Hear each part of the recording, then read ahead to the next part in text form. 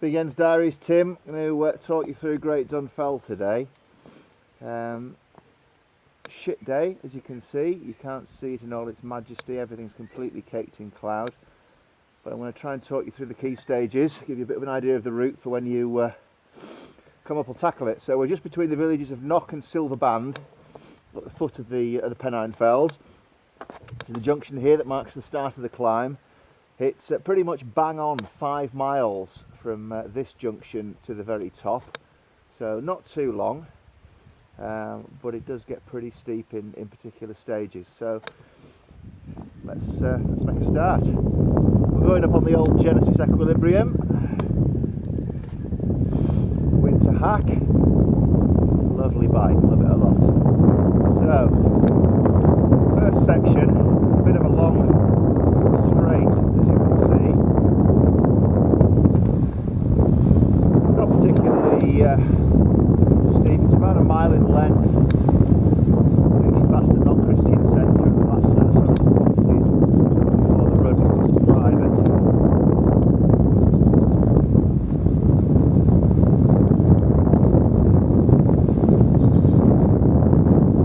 Move on up, landing time.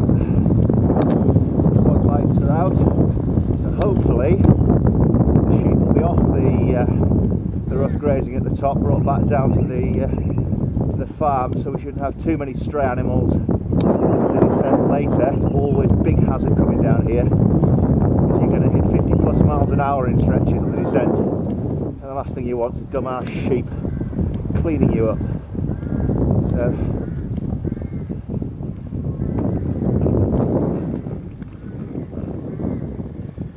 sort of settling into the beginning of the climb now. Just pick a gear, find a rhythm.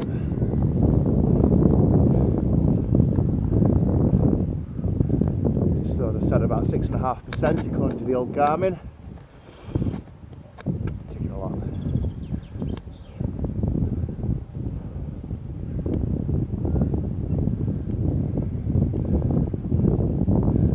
You'll probably be different, mate, but for me, I find climbing this hill, and I've been stupid enough to come out without any breakfast as usual, is 3 main steep sections. So for me it's about conserving the energy while you can on these lower slopes, and then grinding your way up through the 20% sections, which are quite sustained in length in places.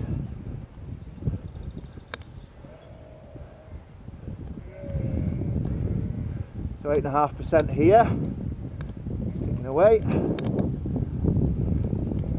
Stomach's growling.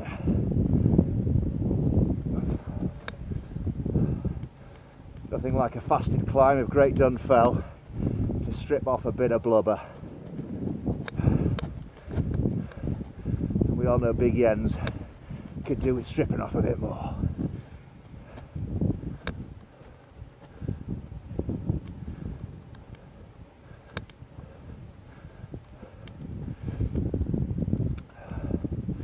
The problems we've got today, I anticipate, so as you can see, the surface is damp, there's a bit of mud on the road, so on the steep sections it's going to be problematic getting traction out of the saddle. So I'm probably going to have to stay sat down for a lot of this, but we'll see.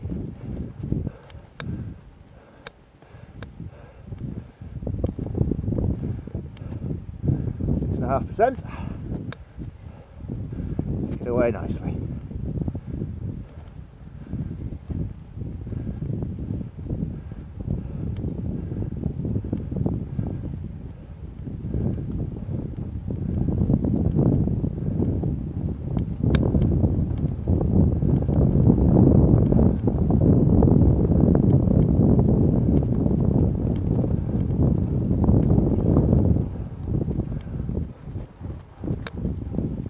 Yeah, as I expected, back wheel slipping immediately I'm out of the saddle, so it's not going to be a rapid ascent today. Okay, as you can see ahead there,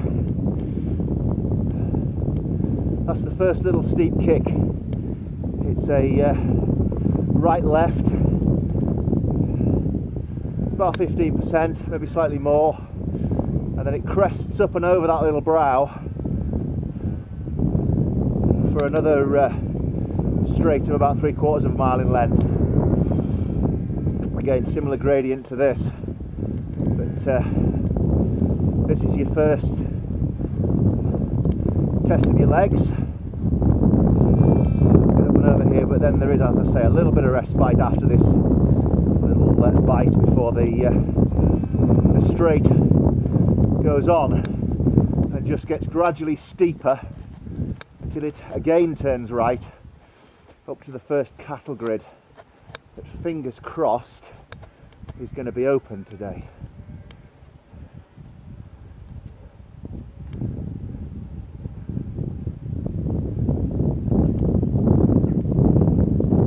Nice close knock, nice property. Making a nice job of renovating this.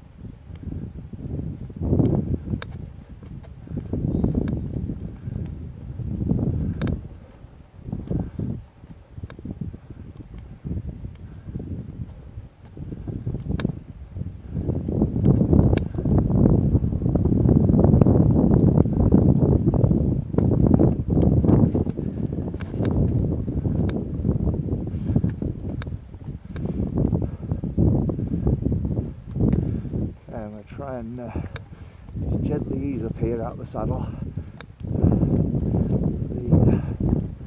The back wheel's slipping a lot here. You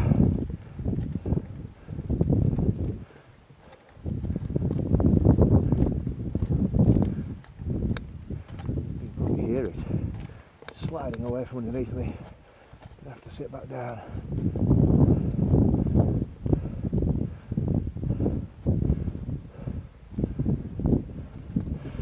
Okay, we're 18% on here.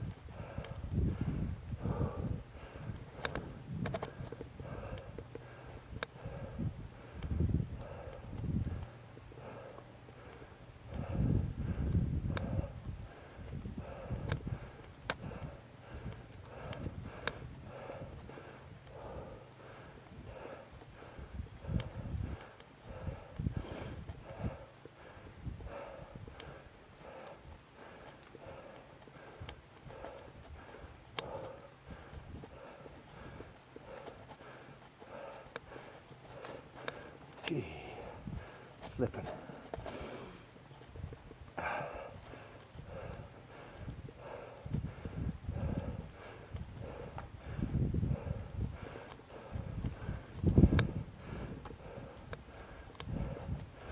Okay, so 17% still, and now starting to ease off.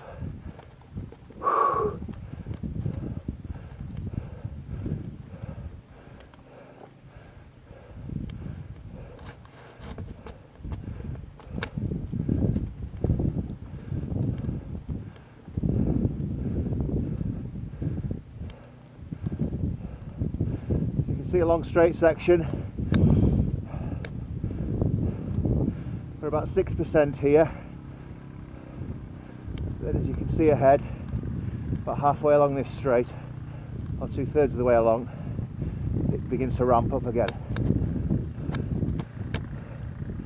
Still no sign of the golf ball. It's completely wrapped in that cloud there.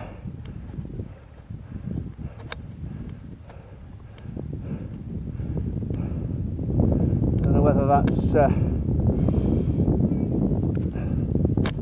a hindrance, as you can't see where you're going, or whether it's a help, because you don't have to appreciate what's coming up.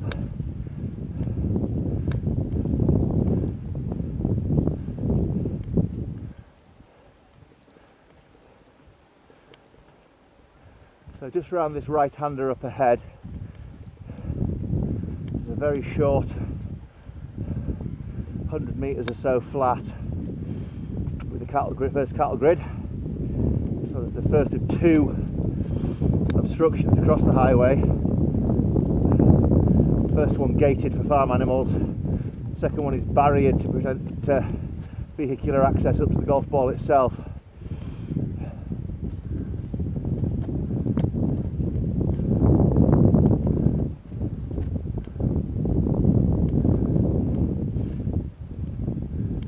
Flattening out slightly, sort of 3.5–4% here, and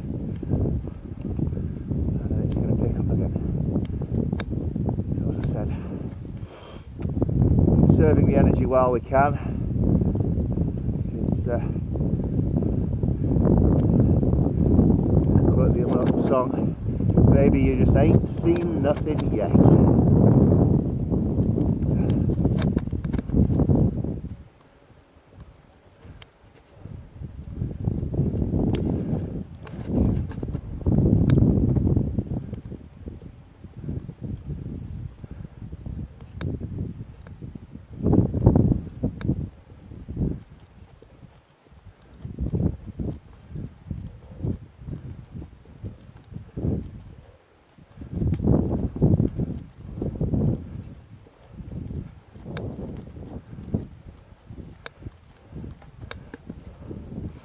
Back up to 17% here, according to the Garmin. Not quite convinced by that, I don't think it's that steep, but that's what it says, 15.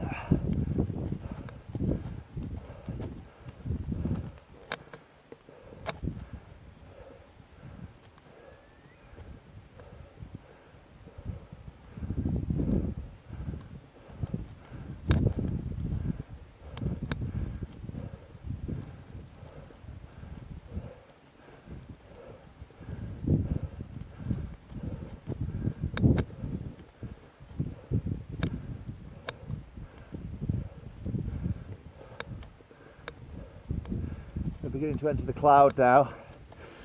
According to the altimeter, we're a mere 1,350 feet up. Nothing like GDF.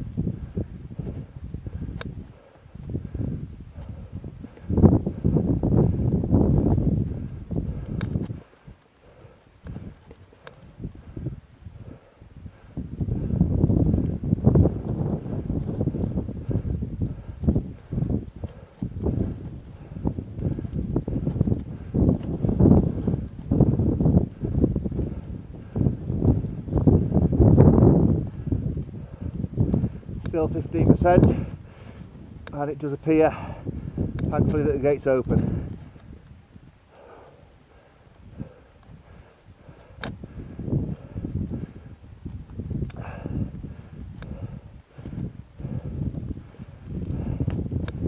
This is what I'd refer to as the second of the little challenging sections, up past the lime kiln here. see where the road snakes around to the right. It continues up at the gradient you can see ahead for at least as long again, and then turns left where it does ease off a bit again prior to the first of the two main courses. So this is the second of your little appetizers here before you need to tuck into something tasty.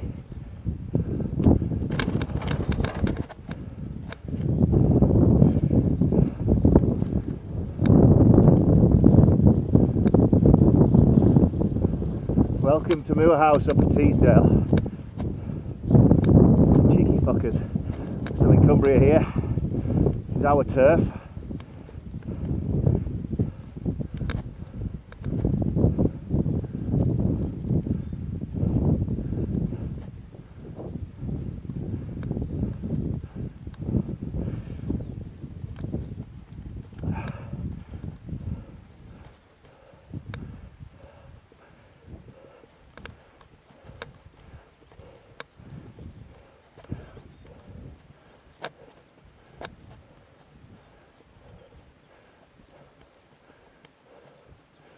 Nice lime kiln there.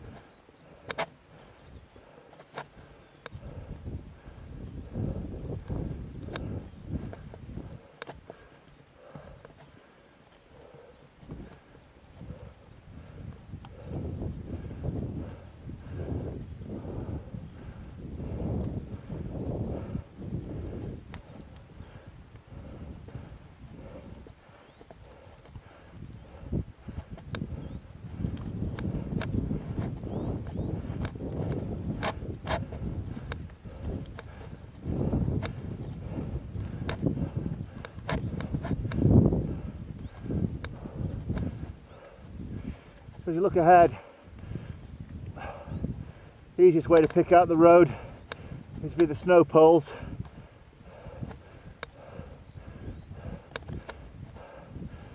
And they are numbered.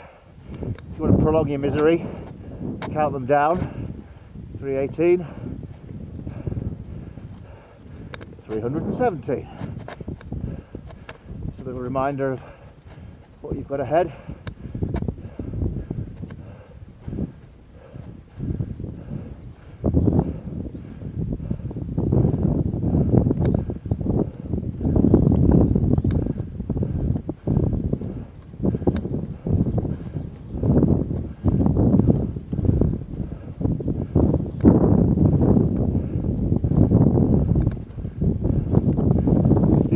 Still.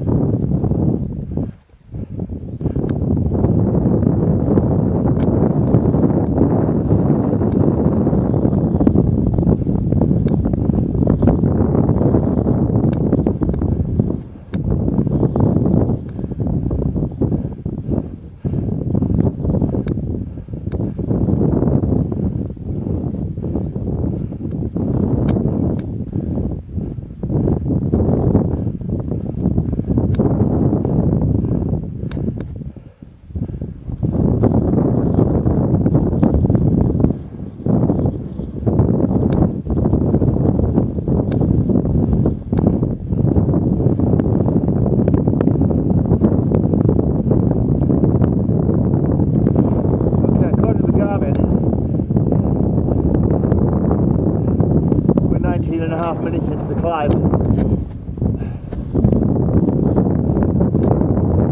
Good time up here for me, probably about 42 minutes. There are people who far less than that, obviously. But today, I'm happy with anything under 50. Not disappointed.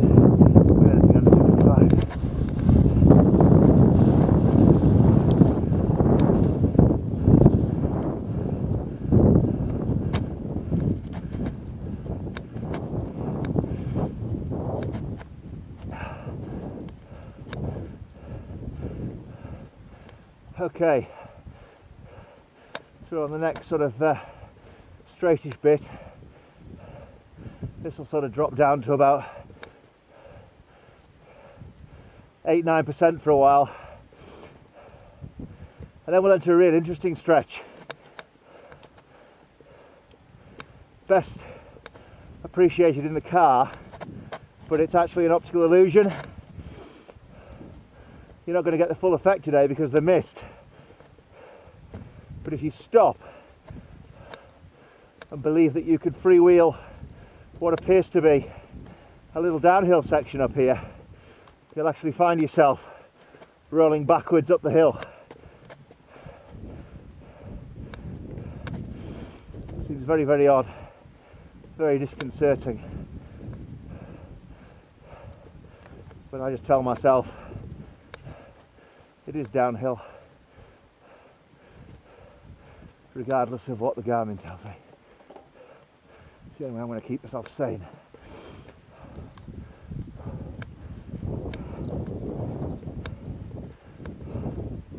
Back out the saddle now. Grip's actually slightly better up here. Less mud on the road now that the sheep have been brought off.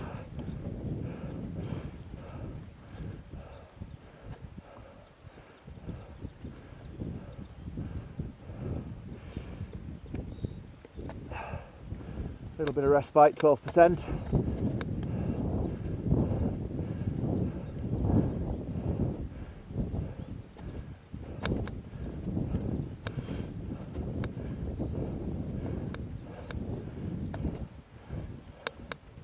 I know you'll try and do it, mate, but I wouldn't tackle this on a standard chain set.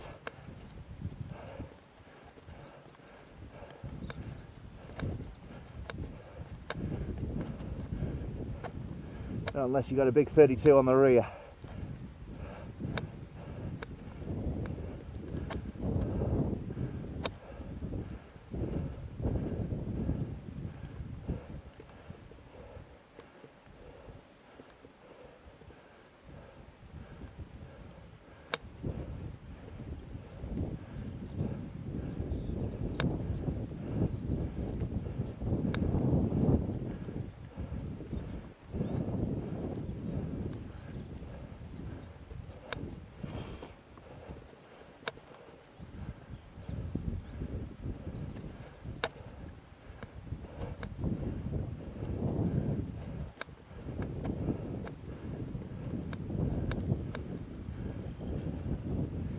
I think it's 4 weeks till the Great Dunfell Sportive, and we're going to have about 65 miles an hour legs before we hit this climb, so just bear that in mind.